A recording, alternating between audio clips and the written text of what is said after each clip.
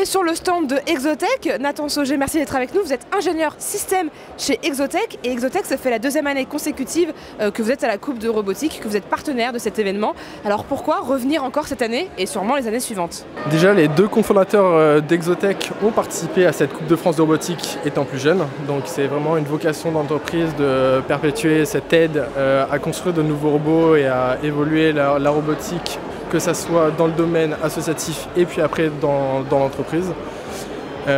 Et Exotech en fait a cette vocation de toujours accompagner les jeunes à monter en compétence dans la robotique, que ce soit de construire des robots fonctionnels et ensuite de monter en compétence sur de la robustesse, sur de la fiabilité pour construire des systèmes robotiques performants dans tout ce qui est industrie. Et on en a vu des jeunes qui construisent des robots performants, il y a plein de stands autour de nous de jeunes qui ont des super robots. Est-ce qu'il y a des robots ou des équipes qui vous ont un peu tapé dans l'œil et vous vous dites qu'il y a de l'avenir? Déjà on sponsorise une équipe cette année qui est Evolutech, donc déjà on les aide aussi à construire leurs robots et à spécifier des robots assez fonctionnels, assez robustes et qui ont un aspect assez quand même industriel. Néanmoins, il y a quelques grosses équipes qui ont vocation à rester d'année en année en tête de gondole, qui sont principalement VRAC, RCVA, EZEO aussi ces dernières années. Plusieurs grosses équipes qui ont depuis quelques années sont toujours dans les hauts du classement. Est-ce que vous avez déjà participé à la Coupe de robotique avant de venir sur le stand d'Exotech, d'être à la place d'Exotech? Est-ce que vous étiez vous-même un participant?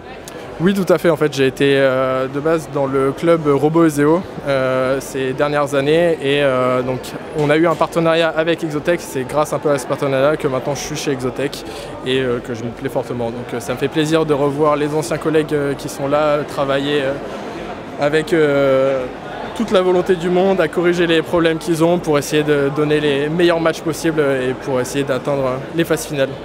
Juste derrière nous, on a un super robot d'entreprise, donc c'est un peu un moyen aussi, j'imagine, de montrer aux jeunes qu'après la Coupe de robotique, il y a d'autres champs qui s'ouvrent et notamment des champs professionnels.